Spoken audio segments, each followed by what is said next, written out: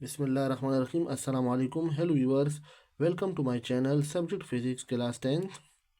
ये जो क्वेश्चन है हमारे पास क्वेश्चन नंबर 6 है। ये लास्ट टाइम जो एग्ज़ाम गुजरा है एनुअल 2 में, उसमें ये क्वेश्चन आया था। इसको आज हम सॉल्व करेंगे। तो देखिए, सेक्शन बी में आया है, right the 3 forms of joules law equation. हमने जॉल्स लॉ इक्वेशन की 3 फॉर्म्स को लिखना है।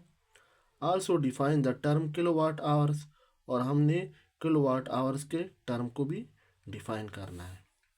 Joule's law: the electrical energy lost in a device due to potential difference across it can be represented as equation called Joule's law of heating.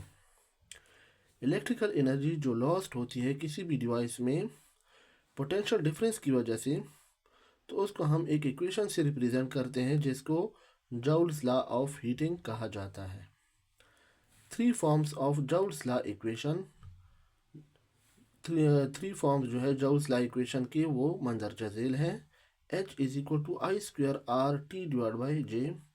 H से heat, I से current, R से resistance, T time, और J जो है वो इसका constant है, Joule's law of heating का कांस्टेंट है, जिसको हम J से रिप्रेजेंट करते हैं।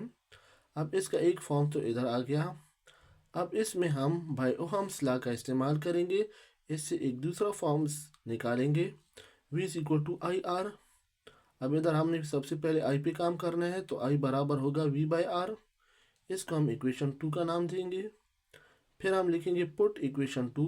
इस इक्वेशन 2 को हम पुट करेंगे इन इक्वेशन 1, इसको इक्वेशन 1 में पुट करेंगे। तो H is equal to I square है, तो ये क्या होगा, I बराबर है V बाई आर। तो इधर हमने V बाई आर पुट किया। I पर स्क्वायर है, तो इधर भी हमने स्क्वायर पुट किया। R T divide by J. इसमें देखिए V square divide by R square, और ये R T और ये J। R और R आपस में कैंसिल हो जाएगा, एक R बच जाएगा, V square T divide by R J. ये इसका दूसरा फॉर्म आ गया है।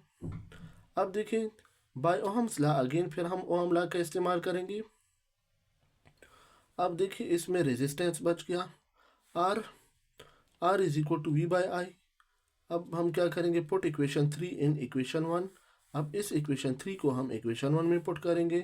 H is equal to I square, R की जगह पे हमने लिखना है V by I T. I के साथ कैंसिल हो जाएगा, एक I बच जाएगा, I V T divide by J. ये इसका जो है थर्ड फॉर्म आ गया है। अब इस थर्ड फॉर्म को हम इस तरह लिख सकते हैं, H is equal to I V T divide by J. अब देखिए इसमें क्वेश्चन में दूसरा जो है, also define the kilowatt hours. Kilowatt hours को हम डिफाइन करेंगे। किलोवाट्स आवर हमारे पास है, the amount of energy consumed by a device of power 1 kilowatt running continuously for 1 our.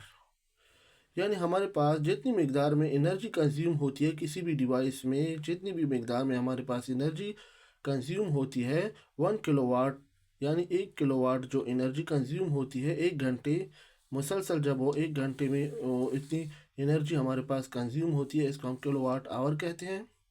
और 1 किलोवाट आवर को हम मैथमेटिकली इस तरह लिख सकते हैं, 1 किलोवाट आवर, किलो बराबर होते हैं 1000, वाट लिखा, आवर में देखिए 3600 सेकंड होते हैं, 3600 सेकंड होते हैं। अब इसको 10 साइंटिफिक फॉर्म में हम इस तरह लिखेंगे, 10 की पावर 3 वाट, और इसको साइंटिफिक फॉर्म में हम लिख सकते हैं 1 2 3, तो 3.6 10 की पावर 3 सेकेंड। अब इसको जब हम अरेंज करेंगे, 3.6 मल्टीप्लाई 10 की पावर 3 मल्टीप्लाई 10 की पावर 3 वाट और सेकंड रह जाएगा हमारे पास। तो इसको हम लिख सकते हैं 3.6, बेस सेम है, पावर ऐड हो जाएंगे।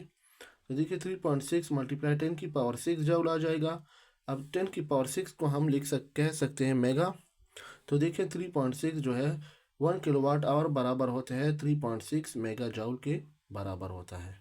Thank you very much.